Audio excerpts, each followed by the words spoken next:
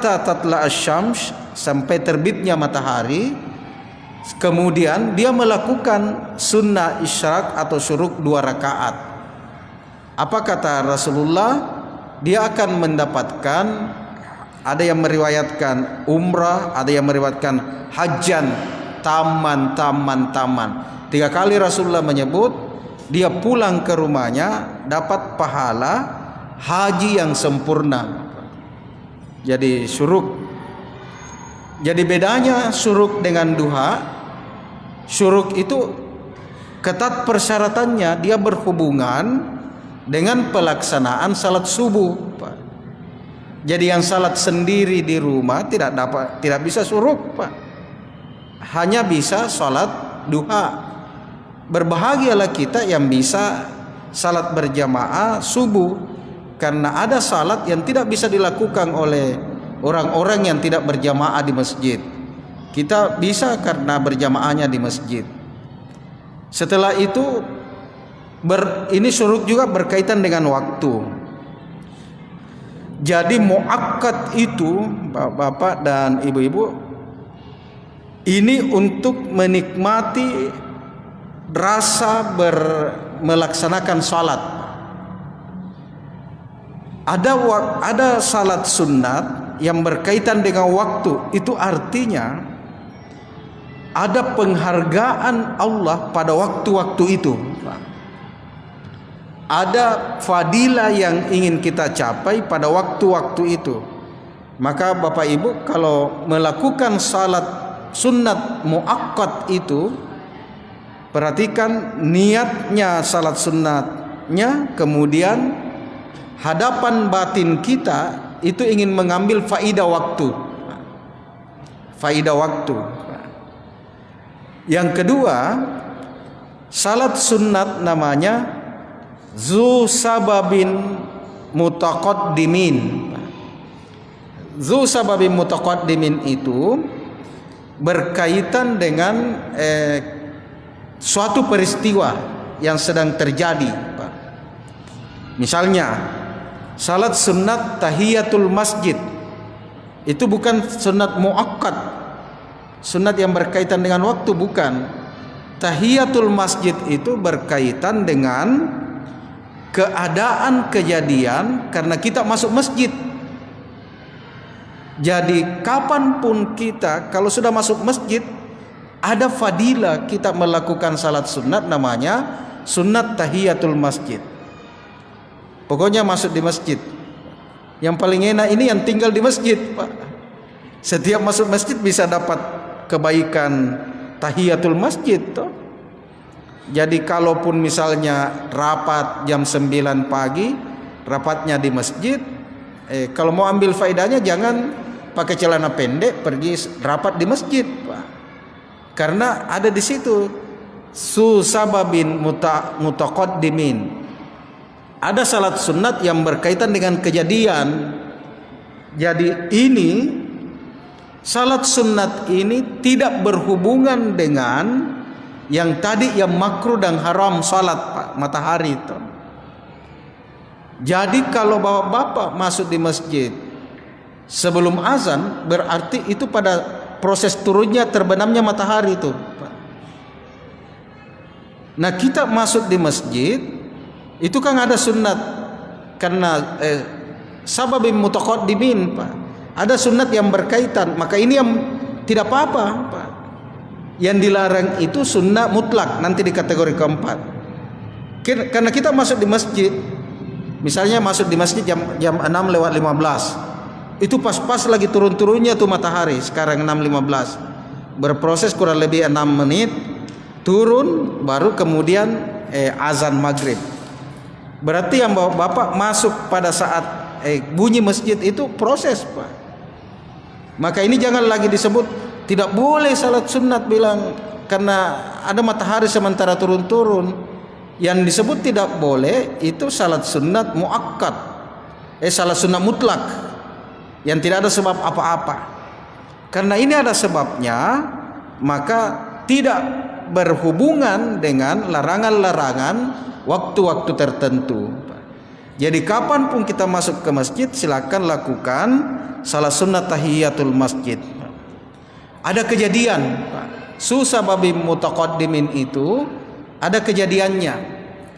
Yang kedua yang dimasukkan kategorinya Wahbah Zuhaili itu adalah sunnah wudu. Ini agak kurang masyhur karena biasanya yang melakukan ini yang selalu menjaga wudunya, Pak. Kita ini agak berat menjaga wudu, dan kalau ada yang bisa menjaga itu yang diamalkan misalnya oleh salah seorang sufi, Rabi'atul Adawiyah. Rabi'atul Adawiyah itu tidak pernah putus wudunya. Wudunya rusak, perbaharui lagi. Wudunya rusak, perbaharui lagi. Ini juga dalam kehidupan Rasulullah, salah satu peristiwa Isra Mi'raj itu kan, Nabi ketika berada di dalam surga diperlihatkan oleh Allah, itu Rasulullah mendengar langkah kaki Bilal, Pak. Karena itu biasa kalau kita satu rumah akrab dengan seseorang kan cara melangkahnya itu dihafal, Pak. Saya kalau di rumahku ku tahu di atas ini yang jalan siapa, karena ketahuan tuh cara langkah kita masing-masing berbeda. Nabi itu mendengar langkah kaki Bilal sudah di surga. Nah, Bilal belum meninggal. Jadi waktu pulang dari Mi'raj itu Rasulullah mewawancarai Bilal. Kenapa? Apa amalanmu memang dibanding dengan sahabat yang lain? Mengapa Allah memperdengarkan langkah kakimu sudah ada di surga, nah engkau masih hidup, Bilal? Kata Bilal, tidak ada apa-apa, sama dengan sahabat yang lain. Tapi ada satu yang saya selalu jaga, ya Rasulullah, saya tidak pernah berwudu kecuali menambahkan dengan salat sunnah wudu 2 rakaat. Itu rupanya yang menjadikan Bilal digaransi oleh Allah, Pak. Sudah ada tempatnya di surga, bahkan sudah ada langkah-langkah kakinya, baru orangnya masih hidup, Pak. Susababim mutaqaddimin itu seperti salah sunnah wudu tadi, tahiyatul masjid, wudu, salah sunnah hifzil Quran. Nah, ini untuk bapak-bapak dan adik-adik penghafal Al-Quran. Di sekolah-sekolah penghafal Al-Quran, di pesantren penghafal Al-Quran, salah satu yang digiatkan itu adalah salat sunnah hifzil Quran. Ada yang melakukan nanti setelah khatam 30 juz, ada yang melakukan setiap khatam 1 surah. Itu langsung dikancing setelah mendaras, murajaah 3 kali, dan tidak ada salahnya. Langsung biasa diminta oleh gurunya salat sunnat hifzil Quran 2 rakaat, supaya hafalannya terjaga. Jadi ini bedanya, Pak, belajar ilmu lain dengan menghafal Al-Quran. Menghafal Al-Quran itu ada penjaganya. Jadi penjaganya itu salat sunnat hifzil Quran. Jadi dia ditutup. Biasanya yang begini awet, Pak, hafalannya. Bapak-bapak juga bisa begitu, Pak. Kalau sudah hafal An-Naba amma yatasaalun sampai terakhir 3 kali diulangi, tidak ada misalnya, langsung berdiri salat sunat. Itu artinya ada kejadian yang kita dibolehkan melakukan salat sunat. Salat sunat 2 rakaat untuk salat sunnah hifzil Quran. Niatkan saja hifzil Qurannya supaya awet dalam pikirannya.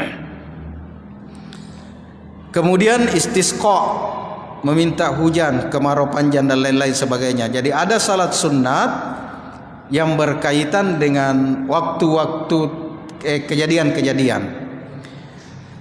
Yang ketiga, salat sunat susababin mutaakhirin. Belum kejadian tapi kita menginginkan sesuatu, itu bisa dipercepat dengan salat sunat. Jadi ada keinginan kita, tidak cukup dengan doa-doa biasa, tetapi ini bisa diantar, dijembatani dengan salat-salat sunat. Apa itu sababin mutaakhirin? Misalnya kita berada dalam pilihan yang sulit nih. Maukah berdagang, dagang A, dagang B, dagang C, menjual A, B, C, D, yang mana bagus? Sudah dianalisa 50-50. 50-50 itu berimbang, Pak. Bukan 50-50-nya di warkop itu. Kalau di warkop Nabi bilang 50-50, kau 70, saya 30. Itu bukan 50-50, Pak. Nabi bilang dibagi-bagi katanya. 50-50 itu berimbang, Pak. Mau menikah, dua perempuan sama-sama baiknya. Itu karena kita tidak bisa menentukan, maka supaya pilihan kita tidak didominasi oleh nafsu, tidak didominasi oleh akal, maka setiap pilihan itu diantar dengan istikharah. Berarti sababin mutaakhirin itu salat sunnat yang mengarah kepada memohon kepada Allah memperlancar, Pak. Jadi ada salat sunnat begitu. Jadi nanti Bapak ada rasa itu setiap salat sunat. Salat sunat apa ini? Waktukah? Atau peristiwakah? Atau sesuatu yang diinginkan? Nanti rasanya beda-beda itu, Pak. Beda-beda. Jangan salat sunat, misalnya nih, salat sunat tahiyatul masjid. Salat sunat tahiyatul masjid peristiwa karena menghormati masjid. Tetapi waktu salat sunat tahiyatul masjid lebih dominan keluhan pribadinya ke Allah. Nah, itu salah posisi itu, Pak. Salat sunat tahiyatul masjid biar dulu. Salat sunat itu fungsinya menghormati itu masjid, Pak. Mungkin kalau ada permintaan lain mungkin iya, tapi yang lebih dominan itu penghormatan ke masjid. Ini biasa banyak kejadian, semua rata, Pak. Sunnat tahiyatul masjid permohonannya keluhan kepada Allah. Sunnat rawatib keluhan kepada Allah. Duha juga keluhan kepada Allah. Tahajud juga keluhan. Karena tidak memahami kategorisasi salat-salat sunnat itu, Pak. Jadi ada yang jadi jembatan, Pak. Misalnya nih, tahiyatul masjid itu penghormatan ke masjid, toh. Nah, kita dalam sunnatullah itu siapa yang menghormati apa yang dihormati oleh Allah, maka Allah akan menghormati dia, toh. Kan begitu. Ka'bah itu dimuliakan oleh Allah. Maka kalau kita salat di dekatnya Ka'bah, nilainya itu dilipat gandakan. Allah berikan kemuliaan kepada kita. Orang tua itu makhluk yang dimuliakan oleh Allah. Maka kalau mau dimuliakan oleh Allah, bapak dan ibu-ibu yang masih punya orang tua, anak-anakku yang punya orang tua, kalau mau dimuliakan oleh Allah, muliakan orang tua. Itu jembatannya. Jembatannya. Falsafah Bugis itu dia bilang begini, Pak. Orang tua, kebetulan orang tua perempuan, aji perempuan umi saya itu Bugis, Pak. Dia bilang begini. Kalau kau mau jadi raja, nak, maka perlakukan orang tuamu seperti raja. Kalau kau mau jadi apa saja, perlakukan orang tuamu seperti itu, karena ridanya Allah ada di situ. Karena Allah menitip orang tua itu sebagai makhluk yang dimuliakan. Maka kita sangat berdosa kalau Allah sendiri yang muliakan, terus ada anak-anak yang durhaka kepada orang tuanya. Bayangkan Tuhan yang angkat, Pak. Tuhan yang hormati, tiba-tiba kita tidak menghormati apa yang dihormati, Pak. Jangan Tuhan, kita mau, Pak, kita saja.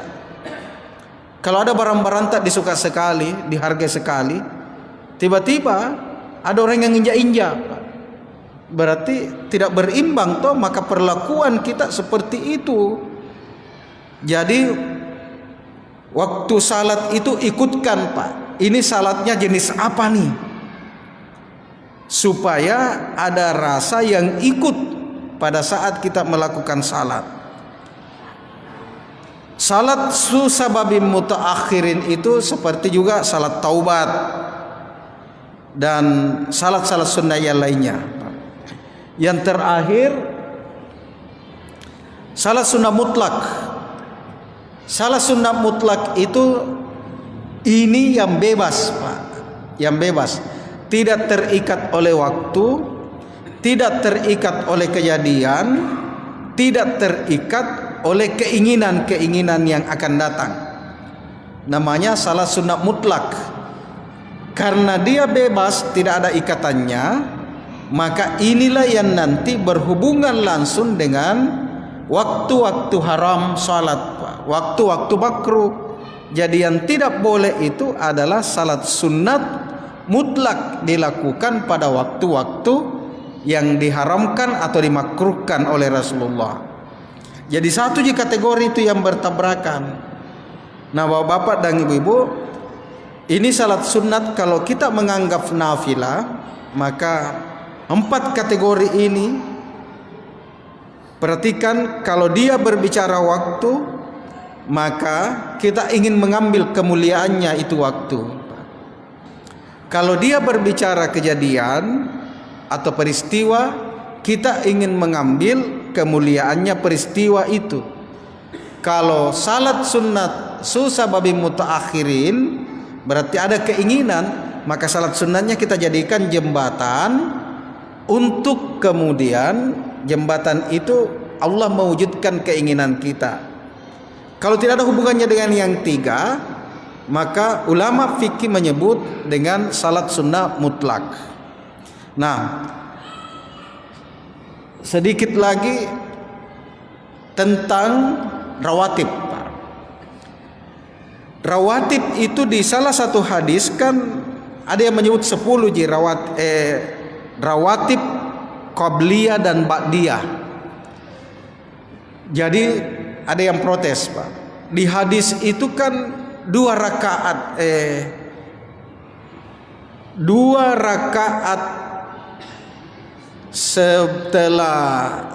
sebelum duhur.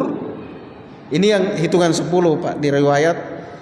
2 rakaat sebelum duhur, 2 rakaat setelah duhur, 2 rakaat sebelum asar, berat 6. 2 rakaat setelah isya dan 2 rakaat sebelum subuh, 10, Pak. Itu di salah satu hadis. Terus ada yang bilang, di ulama fikih itu ada yang menyebut 17, Pak. Rupanya ini yang definisi ini penting diperkuat, Pak. Apa itu sunnah rawatib? Apa itu qabliyah dan ba'diyah, Pak? Jadi rawatib itu dari kata rawatib, tartib. Biar sudah jadi bahasa Indonesia atau tertib. Rawatib itu salat sunat yang berkaitan, yang berhubungan dengan salat fardu. Jadi tidak ada rawatib kalau tidak ada salat fardu. Maka disebut salat sunnahnya dengan istilah rawatib. 2 yang mengikuti salat fardu, rawatib qabliyah, qablah sebelum, dan rawatib ba'diyah setelahnya. Ini qabla itu sebelum dan ba'diyah ba'da setelahnya, ba'diyah. Ya nanti niat, Pak, qabliyah kalau sebelum, ba'diyah kalau setelahnya. Kalau ba'da kan sudah mana setelah. Jadi kalau sudah pakai ba'da jangan lagi tulis setelah. Biasa undangan rapat setelah ba'da duhur. Setelah ba'da duhur sudah double itu. Karena ba'da artinya setelah. Nah, ada ulama yang menggabungkan rawatib juga memisah dengan qabliyah dan ba'diyah, Pak. Jadi rawatibnya berhubungan langsung dengan salat wajibnya, ba'diyahnya, qabliyahnya tidak berhubungan langsung, Pak. Maka bapak-bapak yang diberikan waktu luas, misalnya subuh nih, Kalau di hadis itu kan 2 rakaat sebelum subuh toh. Tapi kalau kita dikasih waktu 10 menit, apa mau dibikin? Daripada mengantuk, maka lakukan qabliyah saja. Tidak apa-apa menambah qabliyah toh. Tidak apa-apa menambah qabliyah. Maka di dalam An-Nawawi itu dan Abu Suja itu matan targhib itu dijelaskan 17 rakaat. Bahkan dia masukkan ba'diyah itu dimasukkan witirnya, karena witir itu dilakukan setelah salat isya, maka hitungannya ganjil 17 Abu Suja. Nah, ini bapak-bapak dan ibu-ibu, ada juga yang mengelompokkan yang 10 itu namanya rawatib muakkad, rawatib yang hampir tidak pernah ditinggalkan oleh Rasulullah. Tambahan-tambahannya 4 rakaat sebelum duhur, 4 rakaat setelah duhur kan. Itu juga disebutkan dalam hadis, walaupun di hadisnya itu tidak disebutkan yang mana itu yang 10, tapi di hadis kan disebutkan man hafaza ala arba'i raka'atin qabla dzurri wa arba'i ba'daha haramahullahu 'alan nar. Siapa yang menjaga merutinkan 4 rakaat sebelum duhur dan 4 rakaat setelah duhur, maka Allah haramkan jasadnya dimakan oleh api neraka. Berarti di hadis itu, hadisnya Tirmizi, 4 rakaat sebelum dan 4 rakaat setelahnya. Sekarang terakhir, bisakah melakukan 4 rakaat sekaligus? Boleh, Pak. Boleh melakukan 4 rakaat, tetapi mayoritas ulama kitab menjelaskan untuk rawatib sangat dianjurkan dua-dua rakaat. Kenapa? Karena rawatib itu nanti bertabrakan dengan waktunya, makanya niatnya di 2-2 rakaat, Pak. Mulainya di 2-2 rakaat. Jadi kalau kita dikasih waktu maghrib, sebelum maghrib boleh, karena maghrib itu kan juga ada rawatib qabliyahnya toh.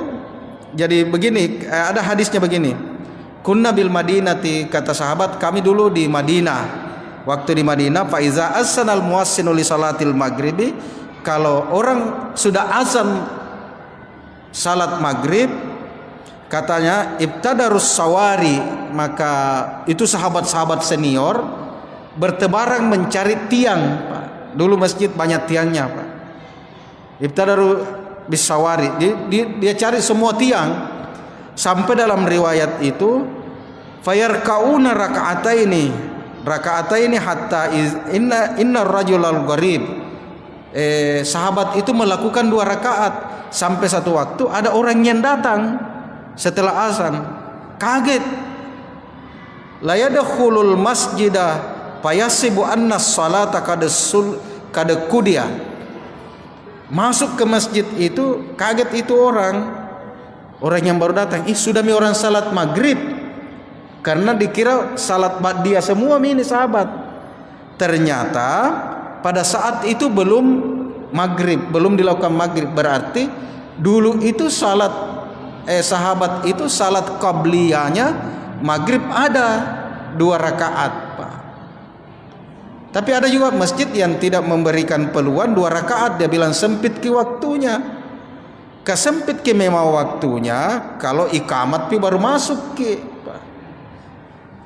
Tapi kalau sebelum azan ada memang makit duduk, justru buru-buru kalau tidak dikasih salat rawatib, sunnah rawatib qabliyah toh. Jadi jangan berpedoman sama orang yang mau instan, Pak. Pokoknya masuk di masjid harus mi imam sudah siap, Pak. Ini biasa begitu. Lamanya. Lama karena tidak terbiasa, Pak. Tapi bapak-bapak yang menunggu sebelum azan, Pak, singkat itu kalau 10 menit, Pak.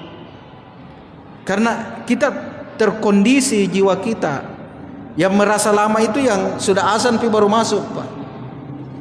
Masih ada 5 menit berdiri. Lama memang kalau berdiri, Pak. Kenapa kita tidak salat?